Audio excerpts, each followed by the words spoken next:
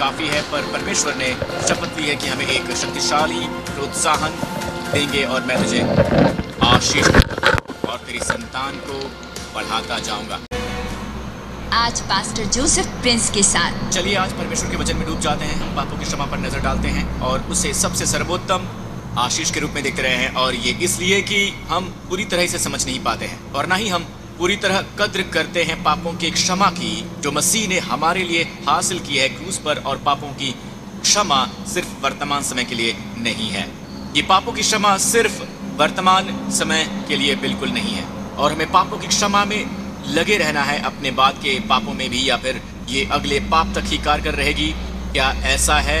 नहीं नहीं, यीशु आए अनंत धार्मिकता हासिल करवाने के लिए।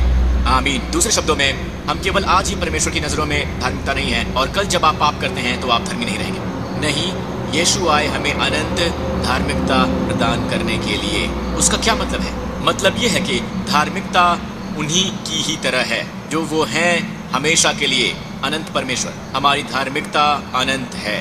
अब हम असफल होते हैं तो हम असफल होते हैं उस धार्मिकता में, और उस धार्मिकता में सचेत रहने से आप दोबारा धार्मिकता में बहाल हो जाते हैं। और फिर शास्त्र वचन में एक शास्त्रांश है जो लोगों के लिए कारण बनता है धार्मिकता की उस स्थान टकमगाने में, या उनमें इस तरह का संदेह कि क्या वो परमेश्वर के साथ मेल स्थापित किए हुए हैं हमारे प्रभु यीशु मसीह के जरिए। और ये भाग जिसकी मैं बात कर रहा हूँ वो है इब्रानियों 6 में, और वो ये कहता है, और यही मैंने पढ़ा था बहुत साल पहले, जो कारण बना मेरे परमेश्वर से दूर जाने का और मुझ में परमेश्वर के प्रति बड़े विचार आए। मैं यहाँ से ये भाग पढ़ता हूँ, और ये गढ़ है बहुत से ऐसे लोगों के लिए जो विरुद्ध हैं अनंत सुरक्षा के। यहाँ ये लिखा है कि उनके लिए यह असंभव है, क्योंकि जिन्होंने एक बार ज्योति पाई है, जो स्वर्गीय वरदान का स्वाद चख चुके हैं और पवित्र आत्मा के भागी हो गए हैं, और परमेश्वर के उत्तम वचन का और आने वाले युग की सामर्थ्य का स्वाद चख चुके हैं, यदि वो भटक जाएं तो उन्हें मन फिराव के लिए फिर नया बनाना अनहोना है, क्योंकि वो परमेश्वर के पुत्र को अपने लिए फिर क्रूस पर चढ़ाते हैं और प्रकट में उस पर कलंक लगाते हैं। अब ये भाग यहाँ, जैसे कि मैंने कहा था, ये वो भाग है जैसा कि आप जान, जो उनके विरुद्ध खड़े हुए थे, जो अनंत सुरक्षा के विरोधी थे, जो ये विश्वास करते थे कि विश्वासी अपना उद्धार कमा सकता है। शास्त्र वचन में उनका ये मनपसंद शास्त्र वचन है। इसके अलावा एक और है इब्रानियों 10 कि हम जानबूझकर पाप करें। ऑलराइट, पर पहले इस भाग के बारे में यहाँ बात करते हैं। नंबर 1, हमें एक बात समझने की आवश्यकता है, ये पूरा शास्त्रांश इब्रानियों की ही किताब से है, और इब्रानियों की किताब इब्रानी विश्वासियों के लिए लिखी गई थी मसीह के आने के बाद। पर ये याद रखिए कि सभी इब्रियों के लिए भी लिखी गई है जिन्होंने मसीह में अपना विश्वास स्वीकार किया। उनमें से कुछ नए सिरे से जन्मे, कुछ नहीं। बाइबल में स्पष्ट लिखा है, और ये जो उपदेश देते हैं यहाँ उन विश्वासियों के लिए है जिन्होंने अपना उद्धार खो दिया है, ये उनके लिए है। अब एक बात निश्चित है कि ये सच जो है ये आपको वचन 6 में बताती है। ऑलराइट, वचन 4 में लिखा है, उनके लिए यह संभव है क्योंकि जिन्होंने एक बार ज्योति पाई है, जिन्होंने इसका अनुभव किया है, यदि वो भटक जाएं तो उन्हें मन फिराव के लिए फिर नया बनाना अनहोना है। अक्सर लोग इस शास्त्रांश का इस्तेमाल करते हैं और फिर उन्हें मिलता है ऑल्टर कॉल।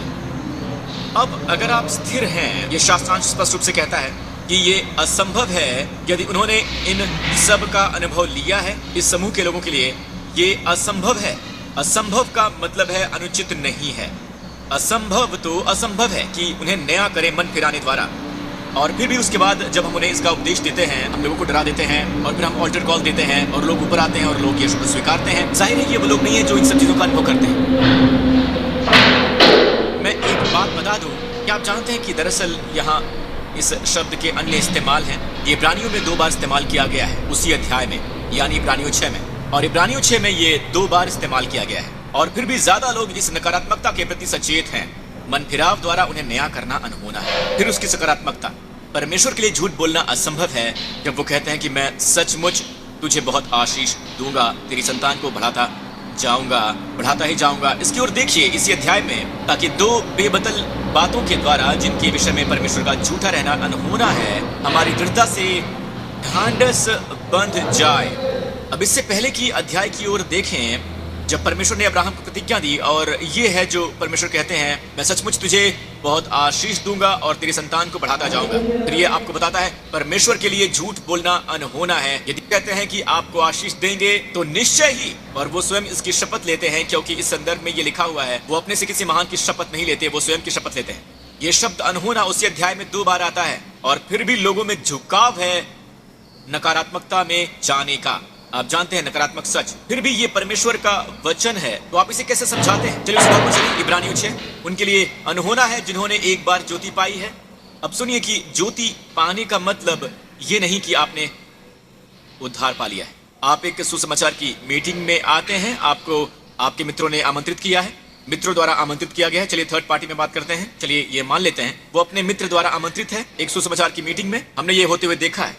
वो ज्योति पाते हैं और वो जान जाते हैं कि परमेश्वर की ओर जाने का मार्ग यीशु मसीह के द्वारा है। आप ऐसे लोगों को जानते हैं, और फिर भी वो कहेंगे मुझे लगता है कि एक दिन मैं मसीह को स्वीकार करूंगा। आप मिले हैं ऐसे लोगों से? तो ये संभव है कि आप जागरूक हुए, एक किस्म से आपने उद्धार पाया। आमीन।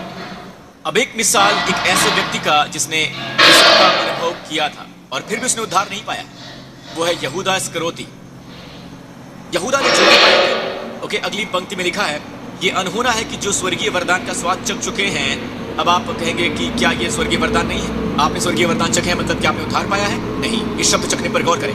ग्रीक में यह है गुवो। ये वही शब्द है जो इस्तेमाल किया जाता है तब जब यीशु क्रूस पर लटके थे। उन्होंने उसे सिरका पीने के लिए दिया तिरस्कार के साथ जब वो क्रूस पर थे, और जब उसने उसे चखा, उसने गुवो को चखा, तो उसने उसे नहीं पिया। चखने का मतलब ये नहीं है कि आप उसे ग्रहण कर लेते हैं। उन्होंने उसे चखा। तो चलो उसी ग्रीक शब्द पर चलते हैं जहां इस्तेमाल हुआ है। तो उन्होंने वो स्वर्गीय वरदान को ग्रहण किया। मैंने अभी भी कहा है कि कुछ लोग हैं जो चर्च आते हैं और वो वरदान चखते हैं, और ये वरदान है प्रभु यीशु मसीह। ये स्वर्गीय वरदान वो चखते हैं, आमीन, उनकी उपस्थिति को। और बहुत बार वो कहते हैं कि शायद अभी मेरे लिए वो समय नहीं आया है, एक दिन मैं करूंगा, एक दिन मैं करूंगा। पर आप कह नहीं सकते कि उन्होंने चखा नहीं है। उनमें से बहुत से गवाही देंगे मुझे कुछ महसूस हुआ है। उन्होंने चखा है पर वो उसे अपने जीवन में लेकर नहीं आए हैं, अपने हृदयों में। अगली पंक्ति कहती है जो स्वर्गीय वरदान का स्वाद चख चुके हैं और पवित्र आत्मा के भागी हो गए हैं, वो पवित्र आत्मा के भागी हो गए हैं। वो पवित्र आत्मा के भागी हो गए हैं। पवित्र आत्मा के भागी हो गए हैं। वो कहते हैं पास्टर प्रिंस अभी तो आपने कहा है कि ये व्यक्ति उद्धार पा चुका है, क्योंकि वही जो उद्धार पाए हैं उन्हें पवित्र आत्मा मिलता है। पर पता है वहां जो शब्द इस्तेमाल किया गया है वो है मेटाकॉस, और ये ग्रीक में इसका मतलब होता है ग्रहण करना, ग्रीक में। अब मेटाकॉस का मतलब होता है मेटा, यानी इसके साथ। इसका मतलब है कि जॉइंट पार्टनर, पवित्र आत्मा के साथ जॉइंट पार्टनर के लिए शब्द है। इसका मतलब ये नहीं कि आप में पवित्र आत्मा है। अब मैं ये यहाँ आपके लिए पढ़ना चाहता हूँ केनेथ वुस्ट से, और केनेथ वुस्ट एक रिस्पेक्टेड ग्रीक स्कॉलर हैं, और ये है जो केनेथ वुस्ट पार्टेकर के बारे में कहा है ग्रीक में मेटाकॉस यानी पवित्र आत्मा का ग्रहण करता। ठीक है, हमें हमेशा ध्यान रखना चाहिए कि ये ग्रीक शब्द जिसका अनुवाद हुआ है ग्रहणकर्ता के रूप में, इसका ये मतलब नहीं है कि ये इब्री व्यक्ति जो इसका मालिक है उसमें ये रहता है जहां वो आता है उनके हृदयों में स्थायी वास करने के लिए। ये शब्द इसको महत्व देता है कि एक जो किसी दूसरे के साथ शामिल होता है, एक कॉमन एक्टिविटी में या फिर संपत्ति में। यहाँ ये इस तरह से इस्तेमाल किया गया है। ये इब्री पवित्र आत्मा में शिरकत करने लगते हैं जहां तक एक उद्धार न पाया व्यक्ति ये न कर सके। ध्यान दीजिएगा, एक उद्धार न पाया व्यक्ति, मुख्यतया ये कि उन्होंने इच्छा पूर्वक उनके साथ सहयोग किया उनके उद्धार से पूर्व सेवकाई ग्रहण करने में, जो उन्हें कदम दर कदम ले जाएगी विश्वास के कार्य की ओर। पवित्र आत्मा उन्हें अगुवाई करके ले जाती है मन फिराव की ओर, और अगला कदम होगा विश्वास का कदम।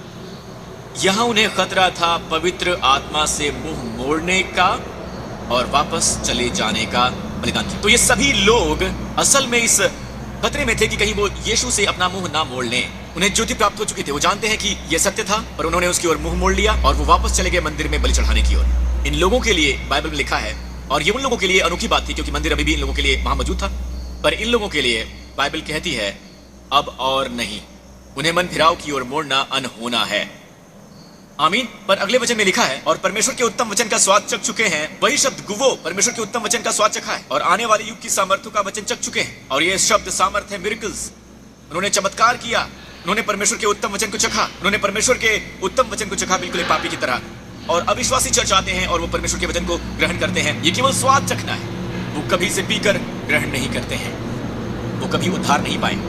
तो उन्हें मन फिराव के लिए फिर नया बनाना अनहोना है। अगर वो भटक जाएं तो उन्हें मन फिराव के लिए फिर नया बनाना अनहोना है, क्योंकि वो परमेश्वर के पुत्र को अपने लिए क्रूस पर चढ़ाते हैं और प्रकट में उस पर कलंक लगाते हैं। तो दोस्तों, यह आपके बारे में बात नहीं कर रहा है। यदि आप मसीह में विश्वास करते हैं, बाइबल कहती है, यीशु ने कहा है, मैं उन्हें अनंत जीवन देता हूं और कोई उन्हें मेरे हाथ से छीन न सकेगा और वो कभी नाश न होंगे। यीशु ने कहा है स्पष्ट यूहन्ना 10 में, और मैं उन्हें अनंत जीवन देता हूं और वो कभी नाश न होंगे। ये कभी नहीं है के बारे में क्या है जो हम समझ नहीं पा रहे हैं? कभी नहीं मतलब कभी नहीं। आमीन। हमें इस सत्य में स्थापित होने की आवश्यकता है और इस तरह के शास्त्रांशों को अनुमति न देने की जो असल में चेतावनी है।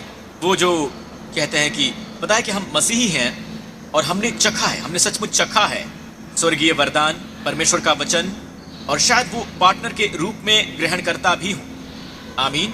पवित्र आत्मा का कार्य करने के लिए, जैसे बीमारों को चंगाई देना, बिल्कुल वैसे जैसे यहूदा ने किया था। उन्होंने कभी भी उद्धार नहीं पाया और ना ही नए सिरे से जन्मे हैं। अगर आप ध्यान दें वचन 9 की ओर, तो यहाँ ये बात करता है, हे प्रियो, गौर कीजिए, विषय बदलने की ओर है, पर हे प्रियो। अभी अभी जब उन्होंने ये प्रियो कहा तो इन समूह के लोगों के बारे में बात की, ये समस्या पैदा करने वाले लोगों का समूह। वो कह रहे हैं कि पर हे प्रियो, यद्यपि हम ये बातें कहते हैं तो भी वो किससे बात कर रहा है? तुम्हारे विषय में। किससे बात कर रहा है? तुम्हारे विषय में। हम इससे अच्छी और उद्धार वाली बातों का भरोसा करते हैं, और ये तुम्हारे कौन है? तुम्हारे बारे में, किसके बारे में है? मेरा मानना है कि इसका लेखक पौलुस है। वो किसको संबोधित कर रहा था? अभी अभी उसने कहा, क्या आपने इस शब्द पर गौर किया है? प्रिय। प्रिय हमेशा परमेश्वर के लोगों के लिए ही इस्तेमाल किया जाता है। आमीन। तो वो उनको संबोधित कर रहा था जो सचमुच नए सिरे से जन्मे थे, वो यहूदी जो सचमुच नए सिरे से जन्मे थे। बाद में इससे ये कहना नहीं हुआ कि इब्रानियों की पुस्तक प्रासंगिक नहीं है। बाइबल की हर एक पुस्तक आज हमें सिखा रही है, पर हमें उनका अनुवाद और व्याख्या करने की आवश्यकता है, और वो भी संदर्भ को पूरी तरह से अच्छी तरह से जानकर, वरना आप इसे आलोचनात्मक बना लेंगे बजाय आलोचना से परे, बजाय सत्य को बाहर लाने के और अपने संदर्भ में सत्य को आपसे बात करने दें। आप कोशिश करते हैं अपने मनुहार पढ़ने की और अपनी पृष्ठभूमि और सारांश में अपने पंथ की राय ढूंढने की, तो होता है आलोचना से परे होना। तो बाइबल कहती है, अब वो विश्वासियों को संबोधित कर रहा था। आप गौर करें कि आप सेकंड पर्सन हैं, और मैं इस तरह कहूँगा कि मैं फर्स्ट पर्सन हूँ, आप सेकंड पर्सन हैं। पर गौर करें कि वो उन समस्या उत्पन्न करने वाले लोगों के लिए इस्तेमाल करता है वो शब्द, यानी कि थर्ड पार्टी, वो यानी थर्ड पर्सन। आमीन। वो इस शास्त्रांश में गौर कीजिए, ये अनहोना है उनके लिए। वचन 6, अगर वो भटक जाएं, उनके लिए। अगर वो इसका मतलब क्या है? ये आपके बारे में बात नहीं कर रहा है। आप तो इस ग्रुप में है ही नहीं, इस समस्या वाले ग्रुप में। मैं उनके बारे में आपसे बात कर रहा हूं।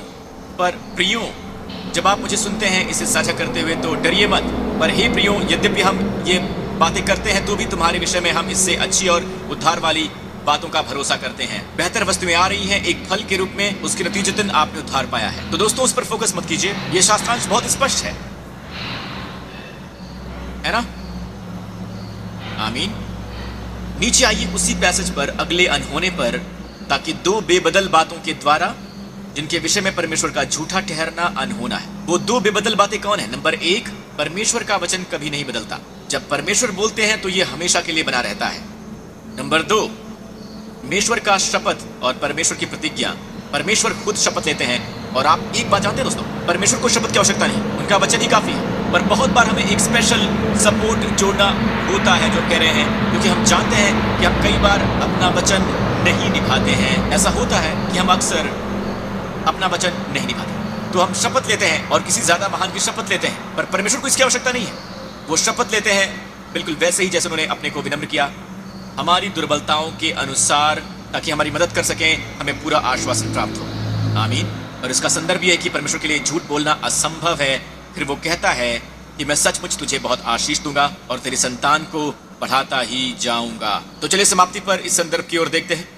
चलिए वापस चलते हैं वचन 13 पर। और परमेश्वर ने इब्राहिम की प्रतिज्ञा देते समय, ये सब एक ही अध्याय में है दोस्तों, जबकि शपथ खाने के लिए किसी को अपने से बड़ा न पाया तो अपनी ही शपथ खाकर कहा कि मैं सचमुच तुझे बहुत आशीष दूंगा, मैं सचमुच तुझे बहुत आशीष दूंगा और तेरी संतान को बढ़ाता जाऊंगा। आप में से कुछ इस समय जिसे चुनौतियों का सामना करना पड़ रहा है, ये ना जानते हुए कि आमीन आपकी नौकरी कहां से आएगी, ठीक है, क्योंकि अभी आपको आपकी नौकरी से बर्खास्त किया गया है, आपकी छटनी हुई है या जो कुछ भी है, और आप सोच रहे हैं कि मेरी अगली आपूर्ति कहाँ से आएगी। दोस्तों, वो नौकरी कभी भी आपकी आपूर्ति नहीं थी, परमेश्वर आपकी आपूर्ति है। और जब परमेश्वर आपसे कहते हैं निश्चय ही, यानी कि शायद निश्चय ही भलाई और करुणा जीवन भर तेरे साथ बनी रहेगी, परमेश्वर ने वहां निश्चय लिखा है और परमेश्वर ने स्वयं की शपथ ली। गौर करें कि परमेश्वर ने स्वयं की शपथ ली है। यहाँ संदर्भ है दरअसल उत्पत्ति 22 में। परमेश्वर ने अब्राहम से कहा, जब उसने अपने पुत्र इसहाक को वेदी पर रखा बलि चढ़ाने के लिए, और परमेश्वर ने उसे रोका अपने बेटे को मारने से, और परमेश्वर ने उसे अपने बेटे के बदले उसे मेंढा दिया। और ये यहोवा की वाणी है कि मैं अपनी ही ये शपथ खाता हूँ। अब वचन 17 की ओर देखिए, इस कारण मैं निश्चय तुझे आशीष दूंगा, निश्चय ही आशीष दूंगा। वापस चलते हैं इब्रानियों पर, तो परमेश्वर ने खुद की शपथ ली, मैं तुझे सचमुच बहुत आशीष दूंगा। कभी भी माध्यम के बारे में फिक्र करने की आवश्यकता नहीं है, वो कभी आपकी स्रोत नहीं है। परमेश्वर आपका स्रोत है, आपकी नौकरी बस एक माध्यम है। अगर माध्यम बंद हो जाता है तो परमेश्वर के पास अन्य माध्यम है। परमेश्वर आपकी स्रोत है। और जब वो कहते हैं कि हे परमेश्वर के संतान, निश्चय ही मैं तुम्हें आशीष दूंगा, परमेश्वर के लिए झूठ बोलना अनहोना है। आप आशीष पाएंगे, आप अब्राहम के आशीष के अधीन हैं। अपेक्षा करें स्वर्ग से तरफदारी के व्यवहार की, अपेक्षा करें आपके साथ अच्छी बातें होंगी, ये कहलाती है आशीषें। और आपकी मुसीबत में भी आपको समृद्ध करेंगे, आपको आशीष देंगे। आमीन। अब्राहम का एक पुत्र था जिसका नाम था इसहाक, और ये था जो इसहाक के साथ बहुत साल के बाद हुआ था। उससे बहुत साल के बाद जब प्रतिज्ञा दी गई थी, वहां उस देश में अकाल पड़ गया था। क्या अभी अकाल नहीं है? हम सब एक आर्थिक अकाल में हैं। आमीन। हम इस वैश्विक महामारी में हैं। तो इसका मतलब ये नहीं कि आप परमेश्वर की संतान हैं तो अकाल का अनुभव नहीं होगा, या यूं कहें कि इसका मतलब ये नहीं कि आप ऐसे हालात में नहीं हैं जहां अकाल पड़ा हो। आमीन। क्योंकि ये तो इसहाक के साथ हुआ जो असल में अब्राहम का वंश है। जिस तरह से हम सब हैं मसीह में, उसी तरह से। और उस देश में अकाल पड़ा, वो उस पहले अकाल से अलग था जो इब्राहिम के दिनों में पड़ा था। तो इसहाक गरार को फलिश्तियों के राजा अबीमेलेक के पास गया। वहां यहोवा ने उसको दर्शन देकर कहा, मिस्र में मत जा। अब ये देखें, जो देश मैं तुझे बताऊं उसी में रह, तू इसी देश में रह और मैं तेरे संग रहूंगा और तुझे आशीष दूंगा, और ये सब देश मैं तुझको और तेरे वंश को दूंगा। ध्यान दीजिएगा, और जो शपथ मैंने तेरे पिता इब्राहिम से खाई थी उसे मैं पूरी करूंगा। वो शपथ क्या था? मैं सचमुच तुझे बहुत आशीष दूंगा और तेरी संतान को बढ़ाता जाऊंगा। अब वो इब्राहिम की बेटी इसहाक की बात कर रहे हैं और कह रहे हैं कि जो शपथ मैंने तेरे पिता इब्राहिम से खाई थी उसे मैं पूरी करूंगा, और मैं तुझे सचमुच बहुत सारी आशीष दूंगा और तेरी संतान को मैं बढ़ाता ही जाऊंगा। मास्टर प्रिंस, इस आशीष का मतलब है कि इसहाक शांति में था, पर संसारिक संसार में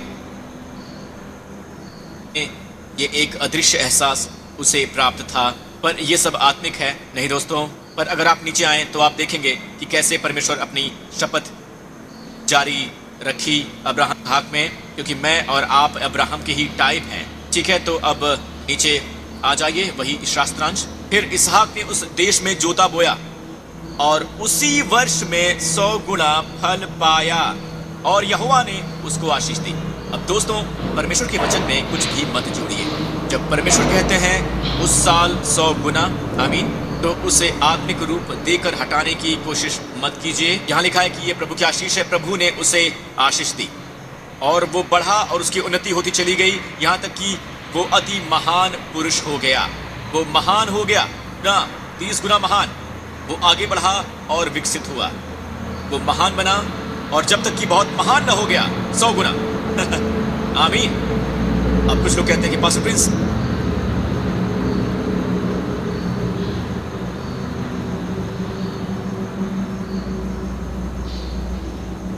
इसहाक आत्मिक आशीष थी, वो ऐसा कहते हैं। अगला वचन देखिए, जब उसके भेड़ बकरी, गाय, बैल और बहुत सी दास दासियां हुई, तब फलिश्ती उससे डाह करने लगे। फलिश्ती वो लोग थे जो कि अविश्वासी थे, ये वो लोग थे जो बहुत ही नेचुरल थे, वो इजराइल के शत्रु थे। और इस संदर्भ में उसने अपनी आंखों से देखा, उन्होंने अपनी आंखों से इसहाक पर परमेश्वर की आशीषें देखी। ये आशीषें बहुत भरपूर थी, ये आशीषें जाहिर तौर पर नजर आती थी, इतना कि वो डाह करने लगे, उससे ईर्ष्या करने लगे। परमेश्वर आपको आशीष देना चाहते हैं, परमेश्वर के संतानों, कि लोग ईर्ष्या करने लगे कि आप अब्राहम की वंशज हैं। अब ये वचन आपके हृदय में गहराई तक जानी चाहिए। परमेश्वर के लिए झूठ बोलना असंभव है। जब वो कहते हैं कि मैं सचमुच तुझे बहुत आशीष दूंगा और तेरी संतान को बढ़ाता जाऊंगा। अब ये वचन ग्रहण करें और अपने नौकरी के बारे में चिंता मत करें, अपने भविष्य के बारे में चिंता मत करें, अपने बच्चों के बारे में चिंता मत करें। जो कुछ भी आगे आ रहा है, बस ये जान लें कि मैं एक आशीषित व्यक्ति हूँ, मैं अत्यधिक आशीषित हूँ। परमेश्वर ने प्रतिज्ञा दी है और परमेश्वर को प्रतिज्ञा देने की जरूरत नहीं है, उनका वचन ही काफी है। ये ना बदलने वाली चीज है। इसलिए जब परमेश्वर ने प्रतिज्ञा के वारिसों पर और भी साफ रीति से प्रकट करना चाहा, प्रतिज्ञा का वारिस कौन है? तुम और मैं। परमेश्वर आपको इतना कुछ दिखाना चाहते हैं कि वो आपको आशीष देना चाहते हैं कि उनकी मंशा बदल नहीं सकती, तो शपथ को बीच में ले आया ताकि दो बेबदल बातों के द्वारा, जिनके विषय में परमेश्वर का झूठा ठहरना अनहोना है, हमारा दृढ़ता से ढांढस बंध जाए, जो शरण लेने के लिए इसलिए दौड़े हैं कि उस आशा को जो सामने रखी हुई है प्राप्त करें। जी हाँ, उस आशा को हम प्राप्त करें। दोस्तों यहाँ ऊपर देखिए, मैं इसे समाप्त करूंगा, ध्यान दीजिए। परमेश्वर चाहते हैं कि आप इतना कुछ हासिल करें कि एक मजबूत प्रोत्साहन और मजबूत ढांढस पाने के लिए जब आप आगे आने वाले दिनों की ओर देखते हैं, कैसे परमेश्वर ने स्वयं को बिल्कुल वैसे बना लिया। हमारी इंसानी दुर्बलताओं के आधार पर खुद को नीचे उतारा, उनका वचन ही काफी था, और उन्होंने शपथ ली कि वो हमें एक शक्तिशाली प्रोत्साहन देंगे। मैं सचमुच तुझे बहुत आशीष दूंगा और तेरी संतान को बढ़ाता जाऊंगा। आमीन। ये अनंत परमेश्वर का वचन है। आमीन। यीशु मसीह का सुसमाचार जो उसी समय आपके पास आ रहा है, उस पर विश्वास करो, अपने सभी पापों की क्षमा प्राप्त करो, सारे के सारे पापों का। इसी समय मेरे साथ ये प्रार्थना करो। आमीन। अगर आप इसे सुन रहे हैं तो अपने पूरे दिल से ये कहें कि हे स्वर्गीय पिता, मेरा मानना है कि यीशु मसीह क्रूस पर मरे मेरे लिए, मेरे सभी पापों के लिए। मैं मानता हूँ कि आपने जिला दिया उन्हें मुर्दों में से जब मैं धर्मी घोषित किया गया। मैं आपका धन्यवाद करता हूँ पिता कि आपकी आंखों में परमेश्वर की धार्मिकता हूँ मसीह में। मैं आपका धन्यवाद करता हूँ पिता कि आप मुझे आशीष देंगे, मुझे कई गुना बढ़ाएंगे, मुझे कई गुना ज्यादा बढ़ाएंगे। धन्यवाद पिता कि मैं हमेशा अब्राहम के आशीषों के अधीन हूँ, मैं हमेशा नई वाचा के अधीन हूँ। यीशु के नाम पर मैं ये घोषणा करता हूँ कि यीशु मसीह अनंत काल के लिए मेरा प्रभु है और मैं हमेशा अब्राहम के आशीष के अधीन हूँ और मैं नई वाचा के अधीन हूँ। यीशु के नाम पर मैं ये कहता हूँ, यीशु मसीह अनंत काल के लिए मेरा प्रभु है। यीशु के नाम पर अब परमेश्वर के संतान, तुम अब परमेश्वर के संतान हो। आपके जीवन की सारी पुरानी बातें बीत गई हैं, सारी बातें नई हो गई हैं। परमेश्वर के राज्य में आपका स्वागत है। अपेक्षा करें स्वर्ग से पक्षपाती व्यवहार की। परमेश्वर द्वारा अब तुम्हारे लिए स्वर्गदूत तुम्हारे जीवन के हर दिन तुम्हारे साथ जाएंगे, तुम्हारे जीवन के हर एक दिन। आमीन। वो हमेशा वहाँ है। प्रभु की स्तुति हो। तो दोस्तों, अगर आप इसे इस समय देख रहे हैं तो मत सोचिए कि आपने इत्तेफाकन इसे ट्यून किया है। शायद आपको अंदर ही एक चाहत हुई कि आप एक दोस्त को जवाब दें। ये एक इत्तेफाक नहीं है, दरअसल ये चाहत आपको दी गई है परमेश्वर के द्वारा। परमेश्वर चाहते हैं कि आप वो सुने जो आप सुन रहे हैं। शायद आप एक विश्वासी हैं और शास्त्र वचन के इस शास्त्रांश से आप हिल गए हैं और अब आप ये जान गए हैं कि वो चाहते हैं कि आप मजबूत प्रोत्साहन पाएं। वो आपसे इतना प्रेम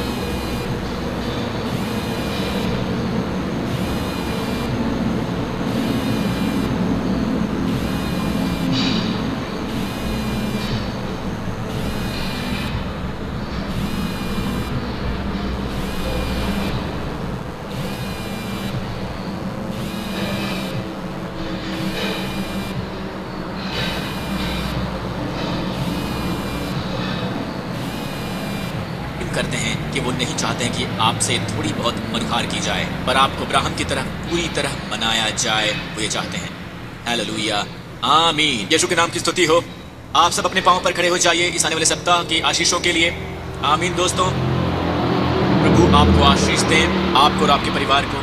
परमेश्वर आपको आशीष दें, सलामत रखें, आपको सुरक्षित रखें इस पूरे सप्ताह। आपको और आपके प्रियजनों को कोविड-19 वायरस से, हर संक्रमण से, हर एक रोग से, हर हानि से, शैतान की हर शक्ति से, उनके बेटे के लहू के द्वारा परमेश्वर अपना मुखमंडल आप पर चमकाएं और आप पर अनुग्रह करें। आप पर परमेश्वर का अनुग्रह हो जहाँ कहीं भी आप जाएं। आपका परमेश्वर के साथ मेल हो। आमीन। परमेश्वर अपना मुखमंडल आप पर चमकाएं और आपको और आपके परिवार को दें अपना शालोम, शांति, संपूर्णता और शुभ शांति यीशु के नाम पर, हमारे प्रभु यीशु मसीह के नाम पर। और सब लोगों ने कहा आमीन। प्रभु आपको आशीष दे। फिर मिलेंगे। आशीषित रहें। मेरे दोस्तों, मेरा विश्वास है कि आप हमारे प्रभु यीशु के प्रेम और अनुग्रह से धन्य हुए हैं। अगर आपने इस सेवकाई द्वारा अपने जीवन में एक सफलता का अनुभव किया है तो हमें बहुत पसंद आएगा आपसे इसके बारे में सुनना। कृपया लिखें और अपना स्तुति विवरण हमारे साथ साझा कीजिए। मैं आपको प्रोत्साहित भी करूंगा कि आप सुसमाचार के प्रचार की तरफ मुड़े। मैं प्रार्थना करता हूं कि आप हमारे अद्भुत उद्धारकर्ता के और समीप आएंगे और जानेंगे जो उन्होंने हमारे लिए किया है। प्रभु आपको आशीष दे।